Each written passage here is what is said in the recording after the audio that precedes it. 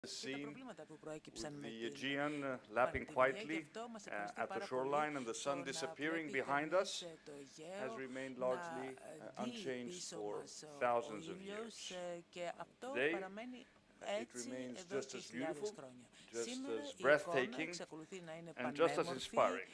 κόβει την αναπνοή και COVID-19 εμπνέει. has not Ο altered the ιός, ο stunning beauty of this unique COVID-19 δεν scenery. έχει βεβαίως αλλάξει In αυτή την Santorini, but also εντυπωσιακή εικόνα και across τη θέα Greece, στη we are Σαντορίνη. preparing Στην Σαντορίνη, αλλά for a βεβαίως και σε summer ολόκληρη την Ελλάδα, unlike προετοιμαζόμαστε others για we have ένα faced ιδιότυπο in our modern καλοκαίρι history. που δεν μοιάζει με άλλα που COVID-19 ζήσαμε στην πρόσφατη has ιστορία forced μας. us Ο ιός to COVID-19 change our way of μας life, how we do ανάγκασε things, να αλλάξουμε how we τον work, τρόπο ζωής μας, how τον we greet τρόπο each other, που δουλεύουμε, even how we το deliver πώς on our χαιρετάμε ο reputation ένας τον άλλο, ακόμα for και the το ultimate πώς holiday προσπαθούμε τελικά experience. να διαφυλάξουμε All τη this φήμη μας has ως ένας changed. εμβληματικός We are τρόπος what it διακοπών. seems getting Όλα used αυτά έχουν to what we αλλάξει call a new normal. και It πλέον has not, περνάμε however, σε μια and νέα, will όπως not την change us αποκαλούμε, forever, κανονικότητα. Βεβαίως because αυτό δεν θα διαρκέσει a για Greek summer, πάντα, γιατί as το many of you ελληνικό know, καλοκαίρι, is όπως far more πολλοί than από the εσάς shimmering sea γνωρίζετε, δεν and the είναι stunning απλά και sunset. μόνο η It πανέμορφη is a θάλασσα state και of το mind, εντυπωσιακό as ηλιοβασίλειμα. our Είναι recent άποψη. campaign states. Είναι άποψη A ακριβώς όπως feeling of αναφέρει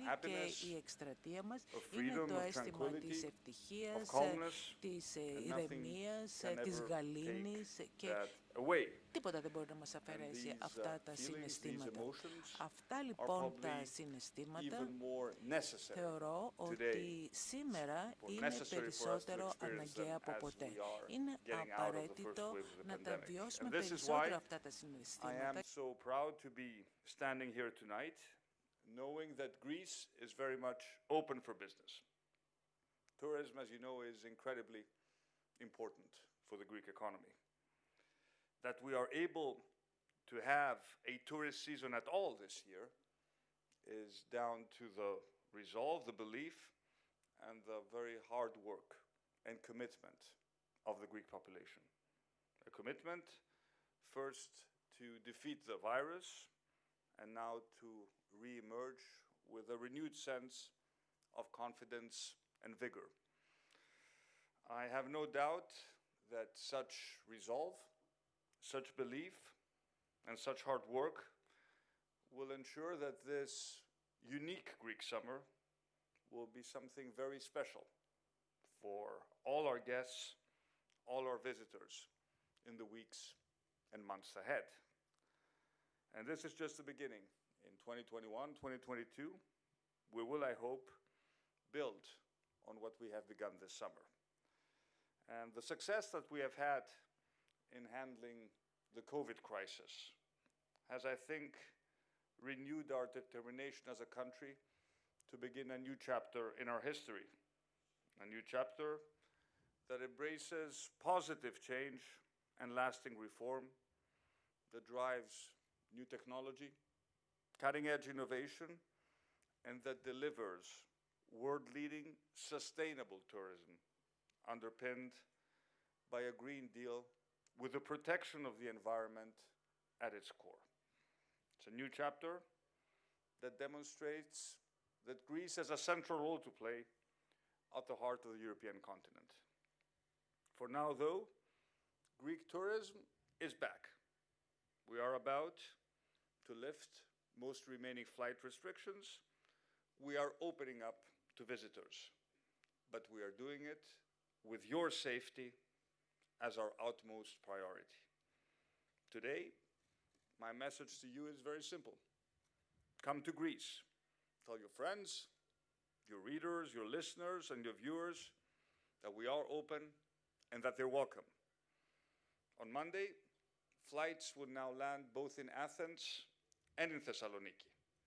And in just a few weeks, as of July 1st, you will be able to arrive from abroad to nearly all our regional airports, including, of course, also Santorini. We continue to take very seriously our responsibility for your health and safety. So if you arrive from certain overseas airports, you will still face obligatory tests in the next 2 weeks. But as of July 1st, For most tourists arriving in Greece, they will be facing only random spot testing with no additional restrictions. We have learned lessons from dealing with this pandemic, and we have worked very hard to ensure our guests will be safe and stay healthy. There are, as you know, very robust guidelines and a very systematic framework for travel, accommodation, leisure, and eating out. And if at any stage we are faced with a localized outbreak, we have the medical and civil protection infrastructure in place to tackle it swiftly and effectively. 2020 has been a difficult year. Across the globe, everyone is feeling the impact. But as a country, we are moving forward, and we're confident that we will win this battle. And for Monday, we are ready to extend Greece's legendary hospitality and welcome to the world once again. Thank you very much for coming. Now, Thanasi, let's take some questions. Thank you, Prime Minister. I'd like to thank you all in advance for keeping your questions on the subject of tourism. Gerd Heller from Handelsblad. Yeah. Mr. Prime Minister, good evening. If I may, let me start with the personal questions. You were forced to take very tough decisions over the past 4 months. Decisions which affected the Greek economy to a massive degree, but decisions which also affected people's professional and personal lives to a degree that we haven't been able to imagine before COVID-19. I wonder, how hard was it? How difficult was it? How painful maybe to make these decisions? And did you ever hesitate? And looking into the future, are you confident that the worst is behind us? Thank you. Thank you, Gert. Well, with hindsight, we can say that we definitely took the right decisions. And I can share with you that it was not obvious when we received the first pieces of advice from our medical experts that the right course of action would be a drastic lockdown as the one we put in place towards the middle of March.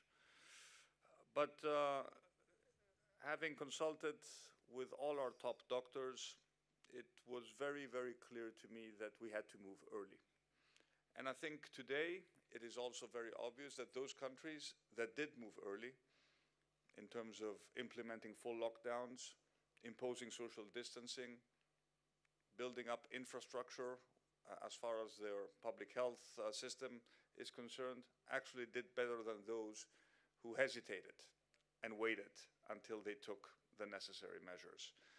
So, of course, it was not an easy decision, but I felt comfortable that we communicated our measures very effectively with the Greek public. And from the very beginning, it was obvious that the overwhelming majority of Greeks supported what we did. We said from the very beginning that we don't put a price on human life. We were very open in acknowledging that there would be significant economic pain. But Greeks went along with what I suggested was the right course of action. And in all polls that we did, it was clear that our policies received overwhelming support. And that's why also they were successful. We would not have succeeded had it not been for the support that we got from the Greek people. We gave the guidance, we set the rules, we gave the instructions, and Greek people followed and adhered to those rules. And that is why we are today in a position to reopen our economy and reopen our tourism sector. We would not have been in that position had we not successfully tackled the first wave of the epidemic. Is the worst behind us? I think yes.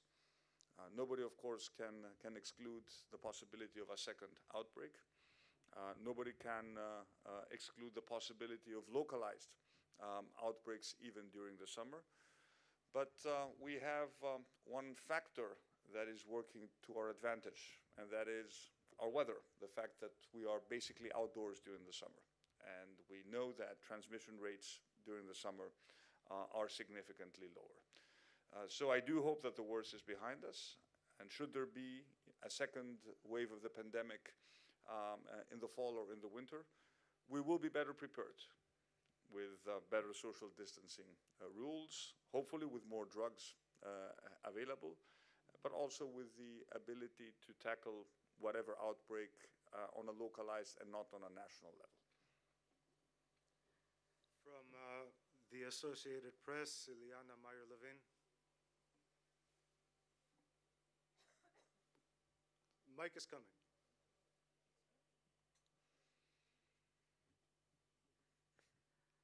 Prime Minister, your government has a good track record so far managing this outbreak. Are you afraid you might be risking it all by reopening all the airports, considering this virus has spread throughout the world by plane?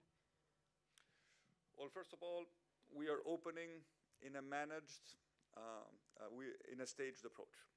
What we have done so far, and we will continue doing until this coming Monday, is to test everyone who flies into the only airport that is, as of today, open for international travel, and that is Athens. Between June 15th and June 30th, we will open a second airport, Thessaloniki, and we will essentially split arrivals into two categories based on the epidemiological profile of the airports of origin. Some travelers will be tested as they have been so far, so everyone on flights will be tested, and they will be notified should they test positive. The rest will be only tested randomly. And as of July 1st, we will be opening up all our airports to flights from the EU and the Schengen Plus zone. And again, we will also adhere to the European list to determine the patterns of travel from countries that are outside the European Union and the Schengen zone. We have enough data today, because we test essentially everyone who flies into Greece, to feel comfortable about opening up to the world. Just to give you an indicative number, over the past 4 days, we did almost 4,000 tests. People flying into Athens, we only had 2 positives, both asymptomatic. If we continue on that track, and we hope we will continue on that track, because progress is also made not just in Greece, but also in other European countries, we feel comfortable that we would not be risking it all by opening up. And of course, we also have the capacity, should there be any sort of localized outbreak, and I'm happy to talk about that. I'm sure there'll be questions on that front, to make sure that we have the necessary medical infrastructure to deal with a small outbreak before it spreads further. Please raise your hands so the mic can get to you. From the AFP, Chantal Valéry. Please raise your hand so the mic gets to you. Mr. Prime Minister, Greece has been so far a rising touristic destination in Europe and further. Unfortunately, the COVID hit the world. How big do you anticipate the loss of tourism in the Greek GDP? And can Greece become the #1 destination in Europe, as many countries now promote domestic tourism? And by the way, where will you spend your vacation, Mr. Prime Minister? What vacation? Well, I do hope to take a few days off in August, and I will be in Crete. I don't change my habits, so I'll spend my holidays in our summer house in Crete. But to get to your question, the honest answer is I don't know. We don't know what the real impact on our GDP will be. Last year, Greece welcomed 33 million tourists. We know we will be able to welcome a fraction of that number this year. But again, a lot will depend on how comfortable people feel getting on a plane and flying into Greece, or taking their car and driving to Greece, because we should not forget that more than 10 million people came to Greece by car. Not everyone comes to Greece by plane. So a lot will depend on our ability to project that Greece is a safe destination. I'm not interested in making Greece the #1 destination in Europe. I'm interested in making Greece the safest destination in Europe. And as people come and as we open up gradually in July, and if news continue to be positive, I'm sure that towards the tail end of the summer, in August, September, why not October, people will feel more comfortable to book even late holidays and start traveling again. So we don't know what the impact will be. It will be significant.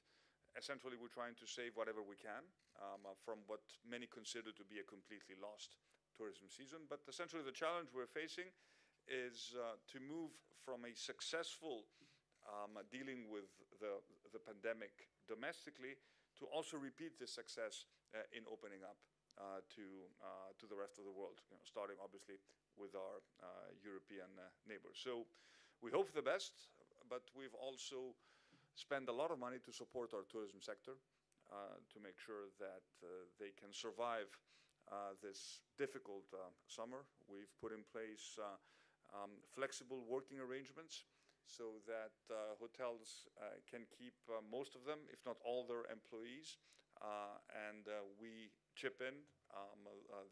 Most of them will be working part-time, and we chip in almost all the difference between a full-time salary and their part-time work, and we also cover their social insurance contributions. So my main concern is not just to attract tourists and to make them feel not just welcome but also safe, but also to make sure that our tourism sector survives what will be a painful summer. And hopefully, if everything goes according to plan, and by 2021 we have a vaccine and or a treatment, 2021 is going to be a bumper year for Greek tourism. So we're not just thinking about what is happening this year, we're also planning for the next year. But in order for this to happen, we need to be sure that our sector stays alive, that we don't lose too many jobs, and that we can survive what is going to be obviously a very difficult summer. From Bloomberg, Paul Tugwell.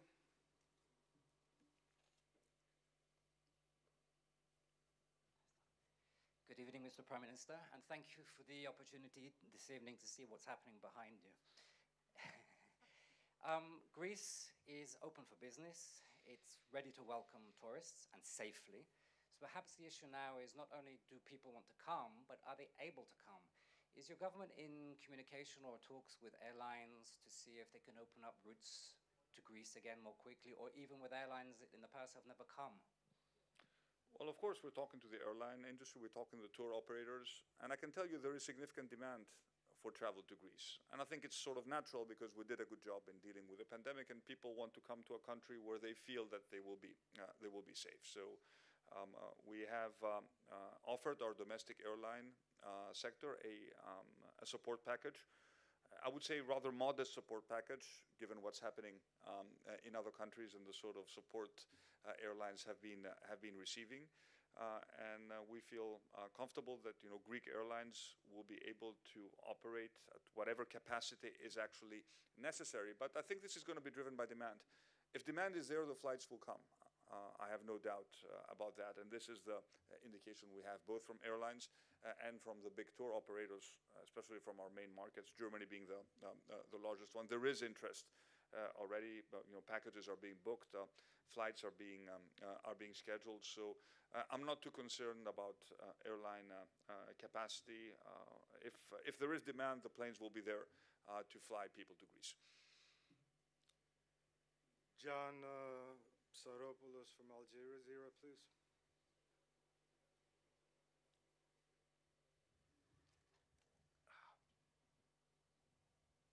Prime Minister, thank you for making it up to us.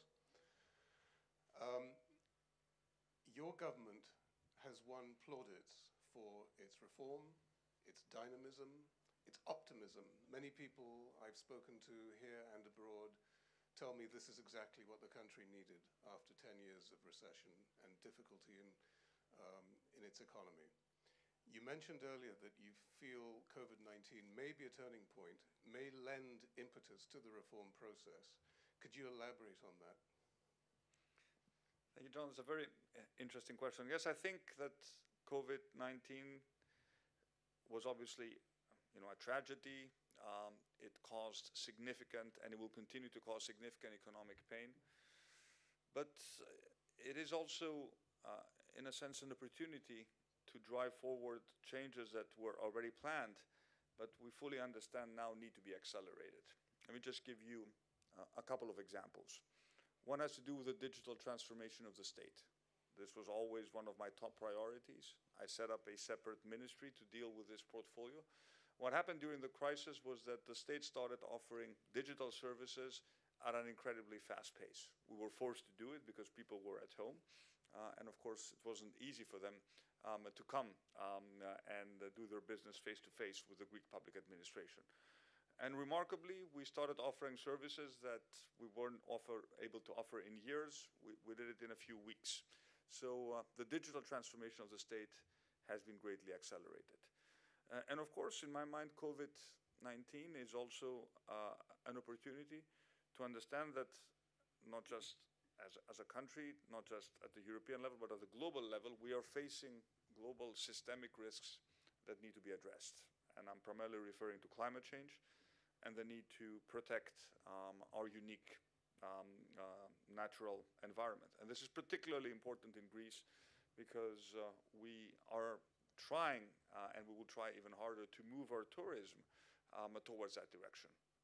Growth in Greece has to be sustainable. With this sort of natural environment, we have an obligation to protect it, to connect it to our cultural heritage, to connect it to our unique agri-food sector. I'm sure you'll have the opportunity afterwards to taste the incredible products that Santorini has to offer, be it fava beans, tomatoes, or our exceptional Assyrtiko wine. We need to bring all those together and offer a new vision for sustainable tourism. And of course, as people understand that this is a country that is actually well run, with a well-functioning public health system, they will be more encouraged not just to come to Greece for holidays, but also to come to work from Greece or spend more time and live in Greece and buy property in Greece.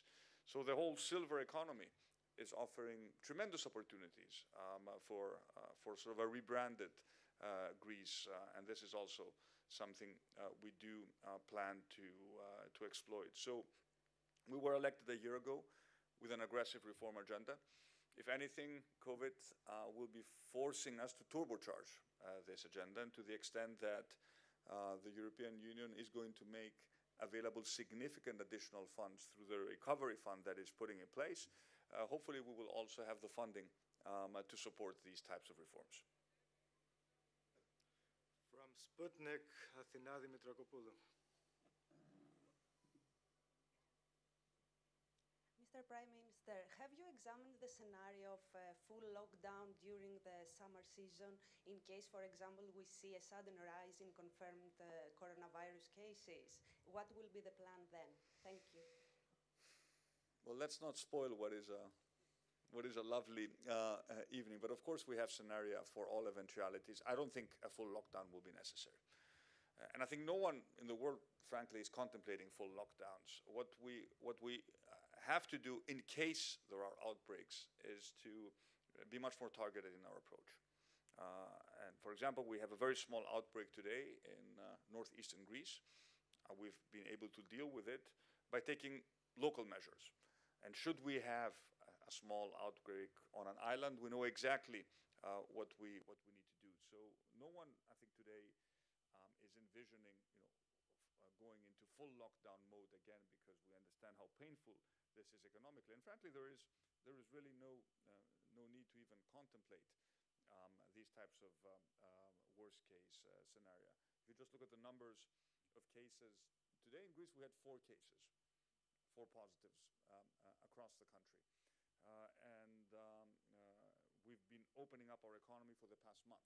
So we haven't seen a spike in new cases since we opened up the economy. But of course, a lot will also depend on people making sure that they behave properly. What we've told people is that you can come to Greece, you'll have a fantastic experience. You can sit on a veranda with this wonderful view, have your nice Assyrtiko wine, enjoy the beach, but we don't want you crowded in a beach bar, one on top of the other. There are a few things that we won't allow. this summer. But the core of the Greek experience remains very much intact. And if people continue to pay attention, again, as I told you, almost everyone is outdoors. We have very strict protocols for our hotels. As you can see, as you've noticed, everyone in the hospitality sector is forced to wear masks, and we will be very strict in terms of imposing these measures. There's no reason to believe that we will be faced with this type of scenario. Valentini Anagnostopoulou from Xinhua News Agency. Prime Minister, given that there is a part of tourists, such as Chinese travelers, for example, who tend to travel all year round, and since half of the summer season is already lost, does the government have a plan to boost winter tourism and welcome visitors in safety in case there is a second wave of the pandemic? Thank you. Well, first of all, let me address the first part of your question. We want to extend our tourism season.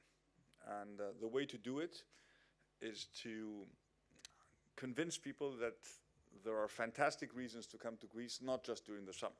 You could even enjoy this wonderful sunset, not just in July or August, but around the year. And of course, Greece has so much to offer beyond its sun and its beaches. It has fantastic mountains, an incredible mainland, and of course, an incredibly rich cultural heritage, which I feel we have not fully taken advantage of. And in particular, Chinese tourists who tend to travel not just during the summer, who are not that interested in the beach. They have an additional reason to come to Greece in the winter. It is actually quieter, and you can visit our main archaeological and cultural sites without having to deal with huge crowds. But when you look at our cultural heritage, I think we can do so much more to convince people that just our cultural heritage is enough reason to come to Greece. Even if you didn't have this scenery, the stunning scenery, you should come to Santorini to just visit Akrotiri, which is a totally unique prehistoric city that was actually destroyed by the eruption of the Santorini volcano. And there are hundreds of cultural sites in Greece that would merit a visit on their own right, without even talking about the scenery and the beauty of the country. So the fusion between culture and tourism is for us a great opportunity to extend our season. And of course, it's also an opportunity to get people to discover corners of Greece that they're not familiar with. Very few people know, for example, our mountains. The fact that you can actually ski in Greece or do great hiking in the winter. Our religious tourism, our monasteries, is not just ancient Greece. It's a whole 3,000 years of civilization. So of course we're interested, and we will be extending our season, particularly relevant for Chinese tourists. But again, we hope that there's not going to be a second pandemic wave. So our plan is certainly to be able to extend our season. This is particularly important this year because we've essentially lost April, May, and most of June. The more we can extend our season towards October, or why not even November, in terms of our summer product, the better it will be. From Libération, Fabienne Perrier.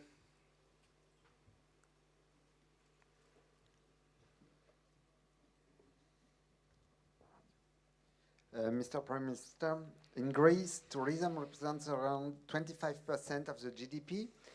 Do you think that the European Union is showing a real solidarity as countries like France are asking their citizens not to travel abroad during summer? And second question, is it time for Greece to develop a new kind of tourism, I mean a green tourism, based on sustainable development and in respect of the environment? And how do you hope to do that, please? Well, first of all, I think that the European Union has shown significant solidarity, and the proposal put forward by the European Commission regarding the Recovery Fund is very ambitious, and I hope it will be approved by the Council. It will give us the opportunity to access significant funds through grants and not loans in order to rebuild our economy and transform our economy towards a more green and a digital future. Now, Look, I fully understand that big countries want to encourage domestic tourism. We also encourage domestic tourism, and we've actually put in place a very detailed voucher program to support domestic tourism for Greeks who don't have the financial capacity to actually travel. But I have no doubt that there are many French people who actually would want to come to Greece and who want to travel abroad. And I think there's an overall agreement within the European Union that we will lift all restrictions as soon as this Monday, or certainly the latest by July 1st. So intra-European travel will be permitted, and certainly will not be discouraged. So, and this is true for all our big markets. Now, as far as your second question is concerned, yes, we need to change our tourism model, and we need to put sustainability at the center of the sort of tourism experience we offer our guests. And we need to stop measuring the success of our tourism season simply by the number of arrivals.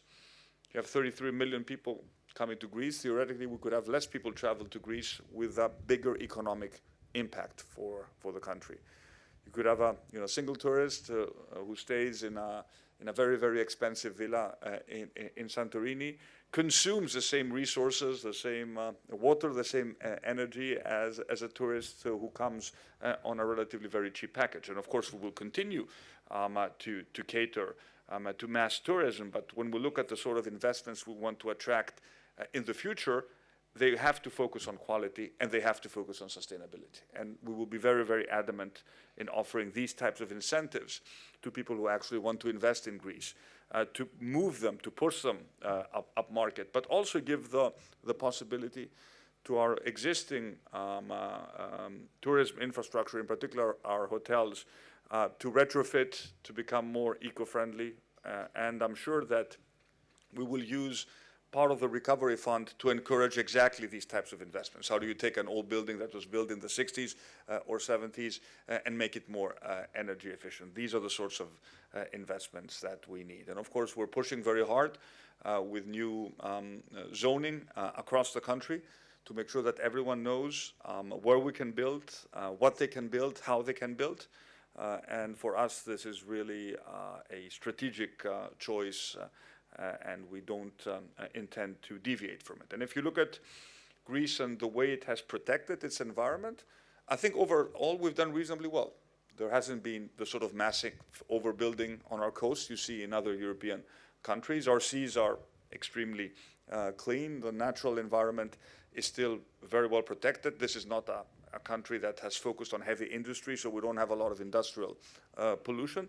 So now the task is, how do we move from where we are today towards a more sustainable future? But for us, as I told you, sustainability in its broadest possible sense is a one-way street, and we intend to make Greece a leader in terms of sustainable tourism. The sun has set, Prime Minister, but maybe two more questions. Yeah, sure. Liana Spiropoulou from Bild.